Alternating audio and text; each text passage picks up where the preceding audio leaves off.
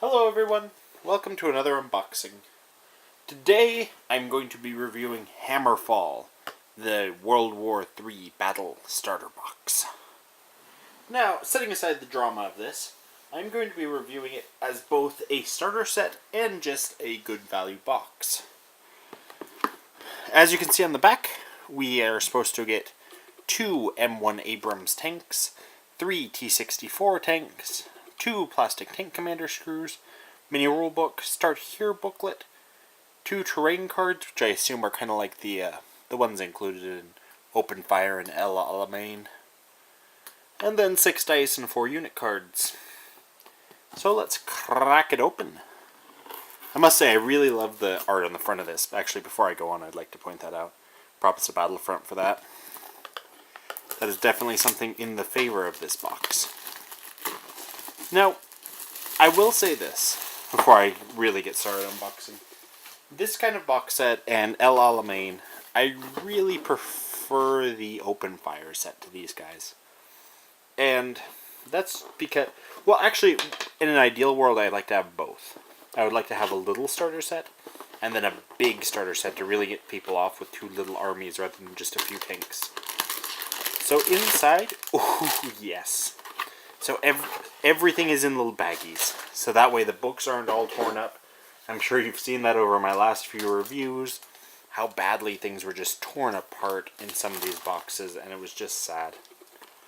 It looks like you get one tiny little metal American commander. Very cute. He's very cute. You got a little telephone. And then you get your plastic cards, which includes your objectives for both America and the Soviet Union. Evil, dastardly commies like me.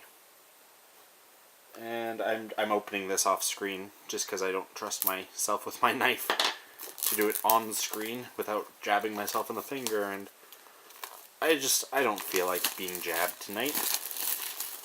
So, on one side you get a few little tokens, which is cool. You get little bailed out tokens, you get little ace tokens to indicate your squad commanders.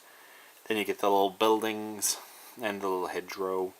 The only thing I would like to have seen, which was in Open Fire, was that it actually had the effects of the building and the terrain and such listed on it. I thought that was really cool, especially as a new player myself. I've actually never played a game of Team Yankee. I'm sorry guys, that may be slightly embarrassing, but so this is actually very appropriate for me. This is a beautiful mini rulebook. It's standard just like the other ones I've reviewed, but this one's in really good condition. So I'm probably going to keep this one for sure. You get your little pack of cards, as usual in Team Yankee. I already have this cool looking Soviet guy on front.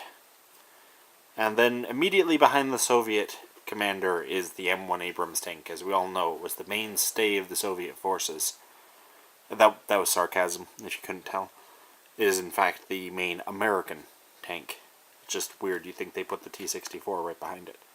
So I'm just going to quickly look at the points here. It looks like the Americans do get a slight edge if you're just playing the 3 T-64s versus the 2 M1 Abrams. Unless, actually, if you gave them missiles, it would be even. So that's pretty equal there. They're actually very similar tanks, honestly. Just looking at the stats here. Sorry, I just noticed that was out of frame.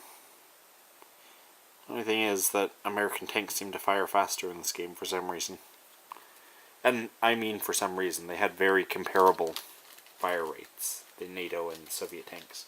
I assume it's a balance thing. I don't really understand Team Yankee's point systems. I really do like these cards still, though. But I don't understand why the Soviets are a horde army.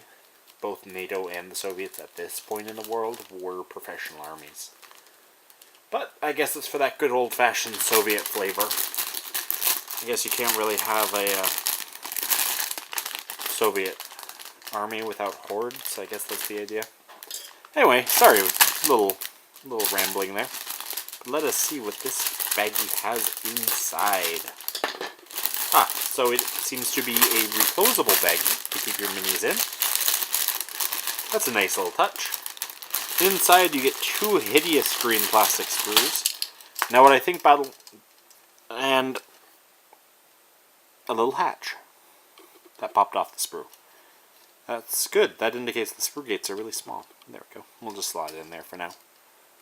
Well, I think like my camera's not even capturing how hideous this green is. Like there, let me set it down just so it's just this. Oh, it's god awful. If I was to take one guess, I'd say Battlefront was just trying to make sure you actually paint your tanks by making their American vehicles in this color. It's a horrendous green. At least in my opinion. If you like this green, you got poor taste. I'm sorry. That's just... It's ugly. I'm sorry.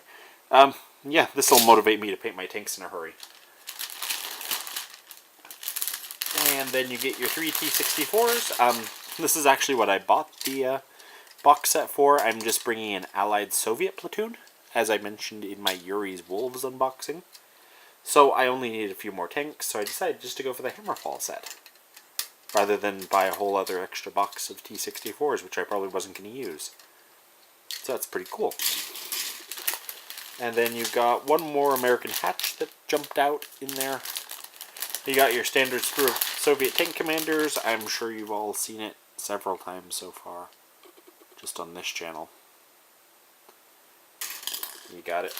And then you get your little baggie of dice, which I'm very excited to look at. It looks like you just got standard NATO and Soviet dice, with the Soviets presumably being the red dice and NATO being the blue dice. But let's see how they roll, shall we? Well, they rolled so terribly they caused my camera to turn off, so that was fun. There we go. So let's finally look at the Hammerfall Start Here booklet, which is kind of gigantic. It's got your assembly guides. As usual, go to the Battlefront website. They've got much better assembly guides for both these videos.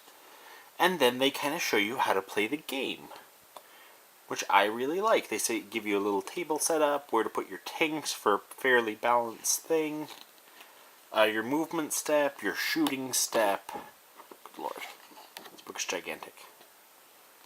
And then a little ending turn, starting step. And then how to have little missions just with the tanks included.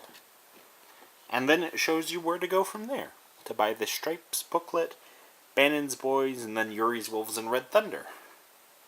You can also command Chieftains and Iron Maiden, Leopard 2s and Leopard, and nothing fancy for the Volk's Army book. That's just disheartening, Battlefront. Anyway, like this review if you liked it. Oh, actually, sorry, let me give you my last final opinion. My opinion on this starter set is it's good for what it is. These dice still roll terribly. It's a good starter set. I'll give it that. You know what? I'll just call it as it is. It's a good starter set. It's got a good price point. I'll leave it there. I wish they'd put out a more intensive starter set, but that's about it. So, that concludes it. Like it if you liked it, dislike it if you disliked it, leave me a comment, and I will see you guys on the next video. Toodles!